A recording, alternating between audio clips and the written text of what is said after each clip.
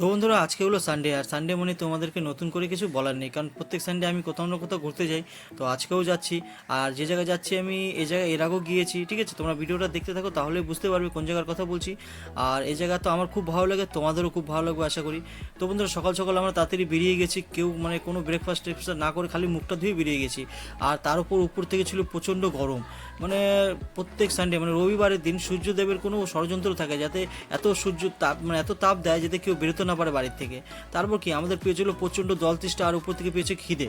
তারপর আমরা এক জায়গায় দাঁড়িয়ে জল টল খেয়ে, ঠান্ডা জল খেয়ে গলাটা ভিজিয়ে, তারপর সবাই কেক নিয়ে, কেক কিনে সবাই মিলে কেক নিজের মতো খেয়ে সবাই মিলেমিশে তারপর বেরিয়ে যায় সেই জায়গায় যাওয়ার পথে। বন্ধুরা সেই জায়গায় যেতে যেতে আমাদের চোখে পড়ে কিছু খুব দুর্দান্ত ভিউ, মানে রোডের ভিউটা খুব সুন্দর লাগছিল। তারপর হচ্ছে তার মধ্যে হাওয়া চলছিল, খুবই ভালো লাগছিল। তারপর চাপাতি বাগানের মাঝখান দিয়ে, মানে যাই হোক আলাদা একটা ব্যাপার, এই জায়গাটা মানে মুহূর্তগুলো খুবই ভালো লাগে।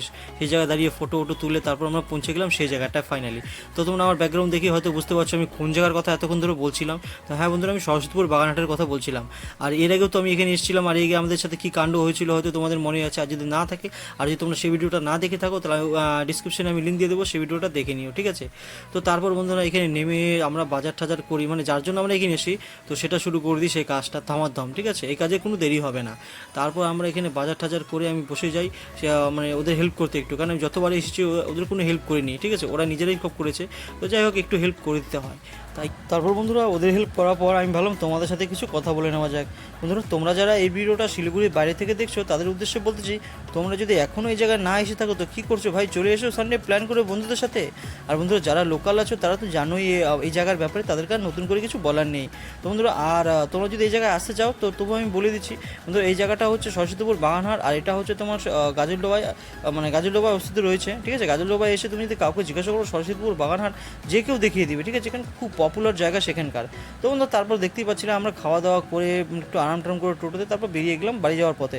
তো সিধে সিধে আমরা বাড়িতে যাবো না, তার কারণ হচ্ছে বন্ধুরা এখানে ঘুরতে এসেছি তো ঘুরবো, একটু মজা করবো। যেহেতু মজা করতে এসেছি ভাই, সানডে একটা দিন ছুটি পাই, তো সেটা ফুল ফায়দা উঠাবো। তো তারপর মানে বাড়ি যাওয়ার আগে তো এখানে দেখতে পাচ্ছ নতুন একটা ব্রিজ তৈরি হয়েছে, ঠিক আছে? তো এটা বলে দিচ্ছি বন্ধুরা, এটা ভোরের আলোতে সিধে সিধে এন্টার হয় এই ঝুলন্ত ব্রিজটা, ঠিক আছে? আর এই ঝুলন্ত ব্রিজ থেকে যে ভিউগুলো না ওই খুবই সুন্দর লাগে দেখতে। তো তারপর দেখতেই পাচ্ছিল এখানে ব্রিজে এসে আমরা একটু ফটো তুলছিলাম। আর এখানে যে প্রচণ্ড গরম পড়েছে, তো সেই গরমের জন্য আমরা ভাবলাম একটু আইসক্রিম খাওয়া যাক ভাই। তারপর আইসক্রিম টাইসক্রিম খেয়ে এখানে একটু সময় কাটিয়ে তো আমরা বেরিয়ে যাই বাড়ি যাওয়ার জন্য। বন্ধুরা সন্ধে হয়ে এসছে, এর জন্য আমরা ভাবলাম এখন বেরিয়ে যাওয়াটাই ভালো হবে। তো বন্ধুরা আমি বেশি কথা না বলে আজকের মতো এই ব্লগটা এখানে এন্ড করছি। আর তোমাদের সাথে দেখা করবো আর একটা নতুন ফ্রেশ ব্লগের জন্য। টাটা বাই বাই বন্ধুরা। আর বন্ধুরা তোমরা যদি এখন আমার এই পেজটিকে ফলো না করো তো কী করছো ভাই? তাড়াতাড়ি ফলো করে দাও আর ভিডিওটাকে শেয়ার করে দাও তোমাদের বন্ধুদের সাথে, ঠিক আছে? তো চলো তোমাদের সাথে দেখা হচ্ছে আর নতুন ফ্রেশ ভিডিওতে, ততক্ষণ বাই।